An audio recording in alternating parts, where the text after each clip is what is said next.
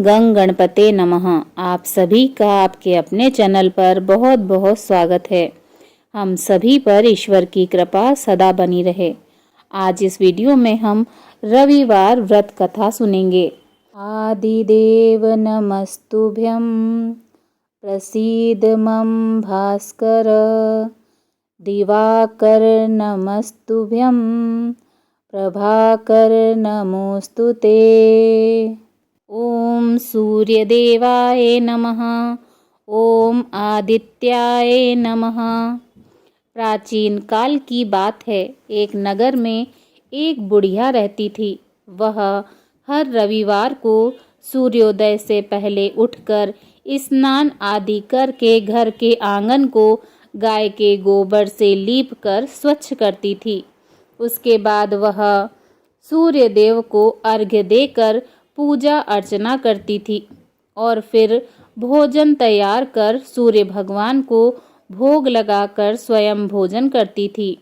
सूर्य देव उस बुढ़िया से बहुत प्रसन्न थे। उनकी कृपा से उसे किसी भी प्रकार की चिंता और कष्ट नहीं था। धीरे धीरे उसका घर धन धान्य से भरता गया।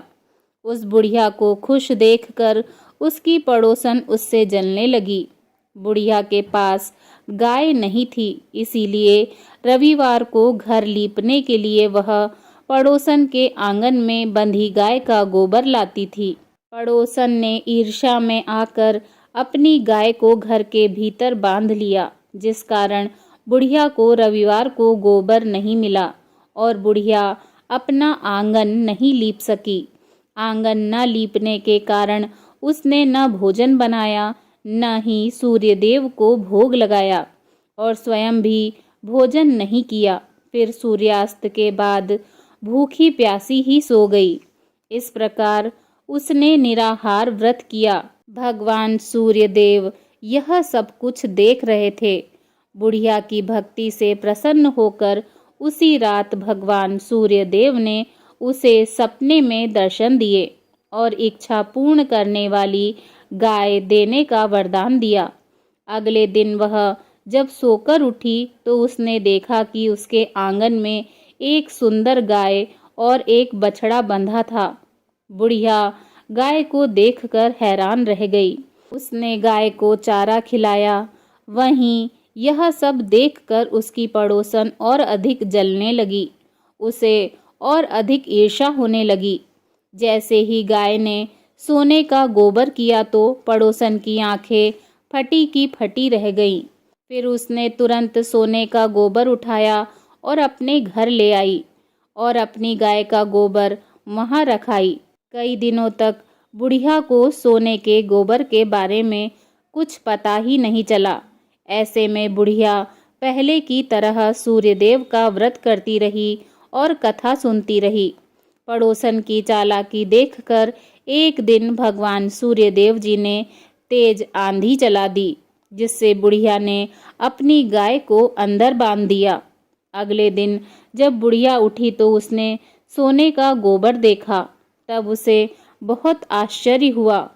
उस दिन के बाद बुढ़िया गाय को घर के भीतर बांधने लगी।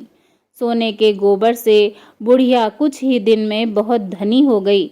उस बुढ़िया के धनी होने से पड़ोसन बुरी तरह जल भुनकर खाक हो गई और उसने अपने पति को समझा बुझाकर उसे नगर के राजा के पास भेज दिया।